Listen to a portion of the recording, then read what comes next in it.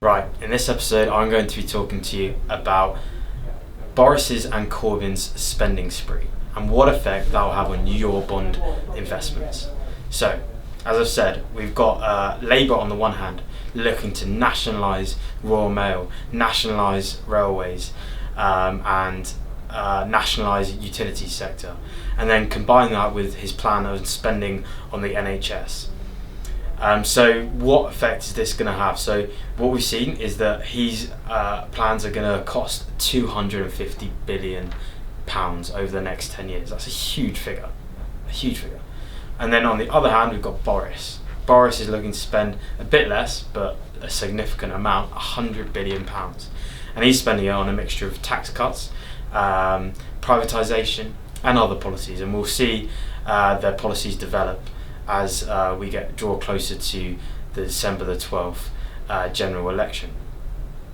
But there is no doubt here that both campaigns are looking to spend as much as they can on the economy to boost the demand side of the economy. Right, what effect will this have on bond yields? Okay, so we've got both types of policies. They're mainly expansionary fiscal policies, but also with a little bit of supply side to them. So, we're going to talk about bond yields first. So, bond yields obviously react inversely with price. So, as the price of bonds goes up, people are ploughing into bonds because they're uncertain about the economic future, and the yield falls, and vice versa. So, if the market conditions are fairly strong, then bond prices will fall and yields will rise to make it more attractive for investors. So the yield is determined by a couple of things. You have the risk premium, so the likelihood of the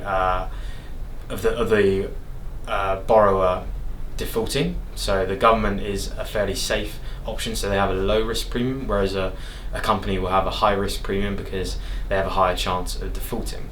And then another thing is maturity. The higher the maturity, generally, the higher the yield, and the higher the risk premium, because they have a greater chance of defaulting over a longer time period, which makes sense, right? However, we've seen recently that bond yields have become inverted. We should look at the yield curve. So the yield curve is showing us on this diagram. We should get a typical case here, which is upward sloping, and we have the yield on the y-axis and maturity on the x-axis. And what we get is this generally like arched kind of starts steeply and begins to flatten as we increase the maturity. And what this is showing is that the risk premium is increasing as the maturity increases. So that's why we're getting a higher yield for a higher maturity bond. Whereas what we have seen for a significant period of time this year is an inverted yield curve. So look at this one, which is showing the opposite case, which is the downward sloping yield curve. It starts very steep and then begins to flatten.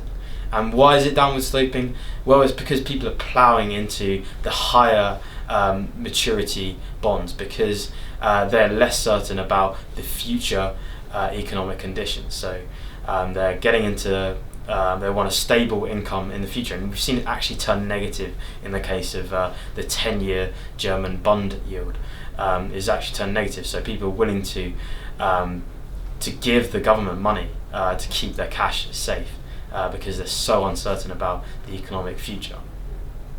Right, so now I'm going to turn back to the UK. And so, as I've said, they're both looking to go on a spending spree.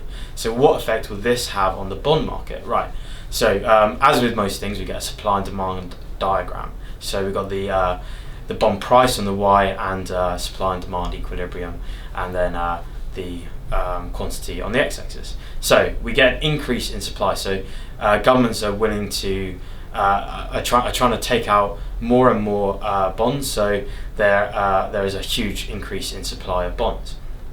So we see that the price falls, and that is going to be significant. So prices are falling, yields are rising. And then we need to look at the demand side factors. So the demand side factors are that if we say get a Labour government, then the economy is going to react negatively because there's more Brexit uncertainty and demand for bonds is going to rise. So actually we'll see the demand rising under a Labour government, and therefore prices will rise and yields will fall. So people will plough back into bonds. Whereas in my opinion, if we see a Conservative government, there's more Brexit uncertainty. Boris is planning to spend a bit less, so I think that the demand for bonds will fall if we see Boris come into power. But obviously their expansionary fiscal policies are also going to have an effect on the demand side. So if we go to this diagram here showing a Keynesian diagram, so an AD expansionary policy will shift the AD curve to the right, and we go to a higher level of inflation and a higher level of GDP. So in a higher level of inflation GDP, we get the demand falling for bonds, so therefore the price will fall for bonds and yields will increase.